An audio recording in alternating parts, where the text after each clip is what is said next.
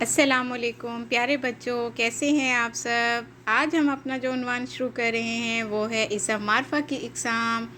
اسم معرفہ وہ اسم جو کسی خاص شخص، جگہ یا چیز یا جانور کی نشاندہی کرے۔ کسی خاص شخص کا نام، کسی خاص چیز، خاص جگہ، خاص جانور کا نام، وہ اسم ہوتا ہے اسم معرفہ۔ جیسے کہ احمد، فاطمہ، لاہور، پاکستان، قرآن مجید وغیرہ۔ اسم معرفہ کی اقسام کے بارے میں پڑھتے ہیں۔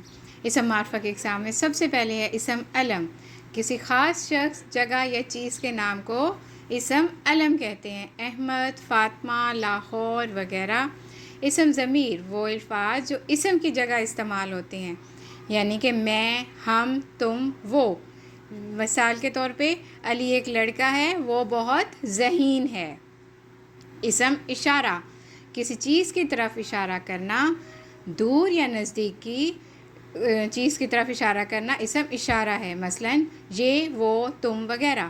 اسم موصول جو دو جملوں کو ملائے اور کسی خاص شخص کی طرف اشارہ کرے، جو، جس، جن وغیرہ۔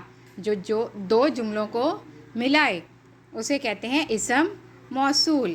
اب میں آپ کو بتاؤں گی بناوٹ کے لحاظ سے اسم کی اقسام۔ بناوٹ کے لحاظ سے اسم کی اقسام میں سب سے پہلے ہم پڑھیں گے اسم جامد۔ جامد یعنی رکا ہوا، وہ الفاظ، وہ لفظ جو کسی بھی دوسرے الفاظ سے نہ بنے، مثلا گھر، پانی، پتھر، کتاب وغیرہ۔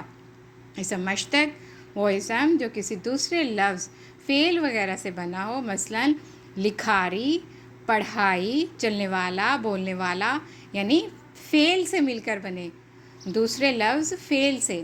اسم مصدر اسم مصدر وہ اسم جو کسی کام یا فعل کے ہونے کو ظاہر کرے، یعنی کون سا کام اس وقت ہو رہا ہے، جیسے لکھنا، پڑھنا، چلنا، کھیلنا، کودنا، کھانا، پینا وغیرہ۔ اسم مرکب وہ اسم جو دو یا دو سے زیادہ الفاظ سے مل کر لفظ بنتا ہے، مثلاً عبداللہ، نور الدین، پاکستان، ریلوے، دارالعلوم وغیرہ۔ امید ہے آپ کو یہ اسم کی اقسام سمجھ آ چکی ہوں۔